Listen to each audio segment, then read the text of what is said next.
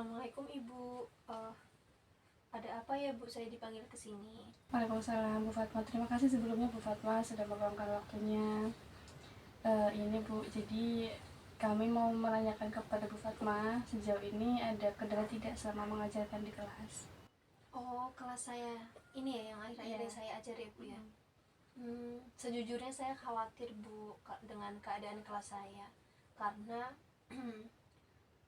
saya lihat itu kelas saya itu tidak kondusif karena ada anak-anak yang dia tuh sulit mengendalikan emosinya, sering marah, lalu saling mengejek juga Bu, seperti itu. Berarti masalah utamanya pengendalian emosi di anak-anak ya Bu ya, belum terkendali gitu. Contohnya bisa disebutkan Bu Fatma, kejadiannya seperti apa?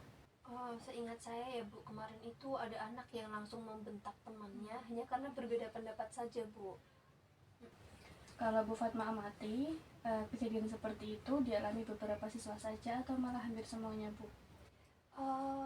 Sepertinya sebentar ya Bu. Sepertinya ada 3 sampai 4 orang anak yang mereka itu impulsif dan sulit mengendalikan emosi Bu. Alhamdulillahnya tidak semuanya Bu ya yang seperti itu. Dari Bu Fatma, tindak lanjutnya seperti apa Bu di kelas? Kalau itu terjadi gitu ya Bu Iya, di Bu. kelas ya, yang biasa saya lakukan itu biasanya hanya sampai pada ke menegur lalu menenangkan kondisi kelas Bu, karena ketika itu terjadi kondisi kelas itu sangat tidak kondusif Bu. Baik Bu Fatma, dalam kondisi ini kan kita tidak mencari siapa yang salah, siapa yang benar Ibu ya, tapi bagaimana kita memperbaiki situasi yang ada seperti itu. Yang menjadi kesulitan utama apa Bu Fatma sejauh ini?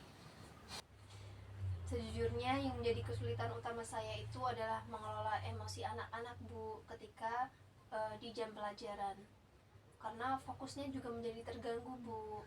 Ya, sebenarnya hal ini wajar ya Bu ya, seusia mereka itu masih belajar pengendalian diri. Nah, bisa dicoba Bu diterapkan dengan pendekatan restoratif atau mungkin konseling ringan dengan anak-anak.